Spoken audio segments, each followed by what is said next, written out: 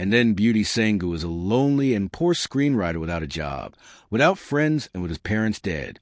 His main problem, however, is that he has not been able to sleep for more than half a year, because every time he tries, a demon appears in his dreams and turns everything into violent nightmares. That night, Sangyu is dreaming that he is on the subway when the demon arrives, pulls him by the hair, and after making a hole in the floor, sticks his head in there, killing him. He wakes up shortly after he dies in the dream and decides to try to write something, but the landlord knocks on the door saying that he has brought food. Blood runs out through the window because he doesn't have the rent money. As he walks through the streets, he remembers all the specialists he visited to understand the problem with dreams. Psychologists, doctors, religious scientists, and others all had different theories about dreams and what they can mean, but nothing concrete that could help him. He stops at a food stand and orders a crepe without egg because it is all he can afford, but the vendor puts in a free egg as a courtesy. While he waits for the crepe to be ready, he looks at the cafe across the street where the girl he has a crush on works. He met her years ago when he was at a bar with friends, and she was there playing with her band. Her voice was beautiful, and ever since then he has thought about her. When the crepe is ready, Sangu sits down to eat, but is surprised by San his.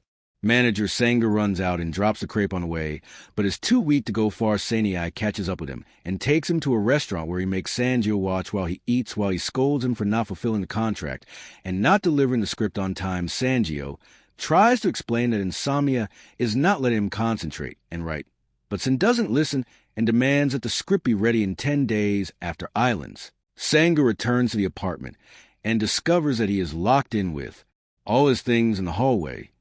The landlord finally kicked him out.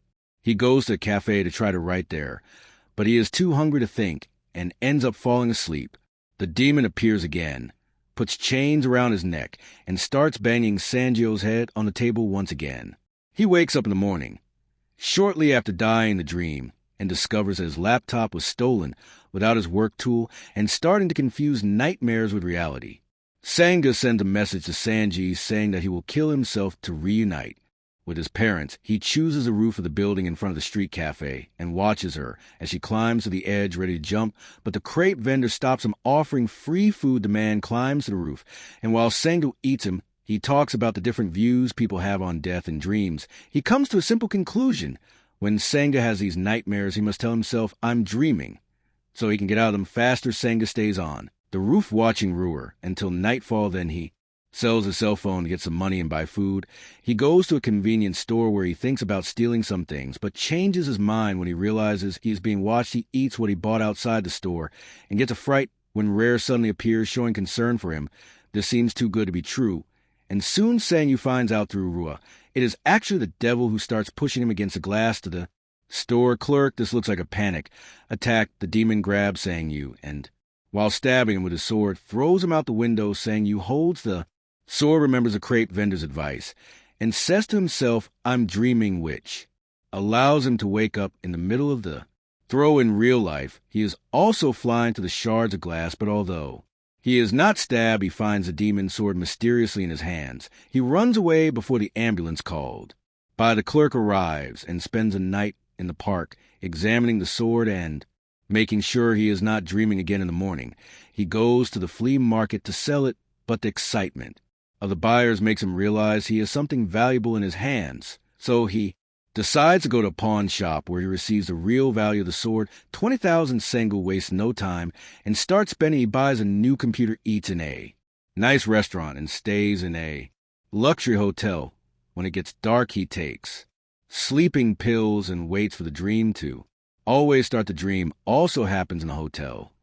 So he leaves the room and explores the hallway, picks up a vase, and says, "I'm dreaming," but nothing happens. He decides to explore a little more, and it is at that moment that the demon appears, chasing him with a giant golden axe. The demon hits him with the weapon, causing several injuries, but after a few blows, Sangha manages to get the axe and says, "I'm dreaming," but once he wakes up with the weapon in his hands, and without any injuries, the axe is sold at the same pawn shop, and the money is immediately spent again. Sangha buys nice clothes, a new car, and spends the night drinking with some women in a bar. When he returns to the hotel room, he doesn't let them In with him, he just gives money for the taxi before going to sleep.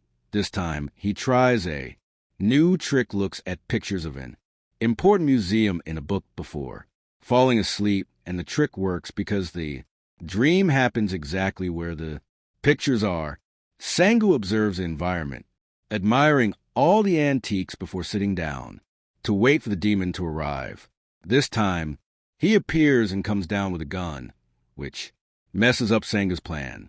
He starts running and dodging the shots, but eventually the demon catches up with him, and the killer, Sangu, wakes up in the hotel room. But since he couldn't catch anything in the dream, he takes another sleeping pill.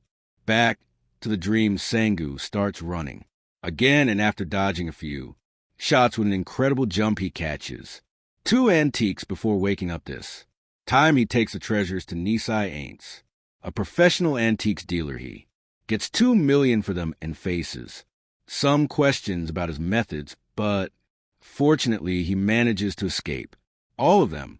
When he leaves the store, he is approached by an angry Sangu who thought he was dead. Sangu invites him to dinner at a fancy restaurant and returns the money he had received for the script, saying that he won't write anymore.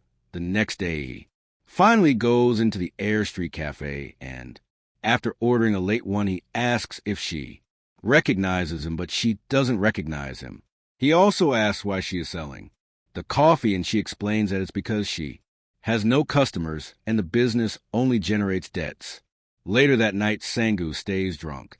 During dinner with San, who wants to know the secret of his success, San takes Sangu back to the hotel room, and after putting him to bed, pretends to leave, but goes back to look at Sangu's wallet and checkbook. He gets a fright when Sangu wakes up holding gold chains in his hands. Now that he knows the secret, Sang begs to be a partner in this new business, which Sangu considers.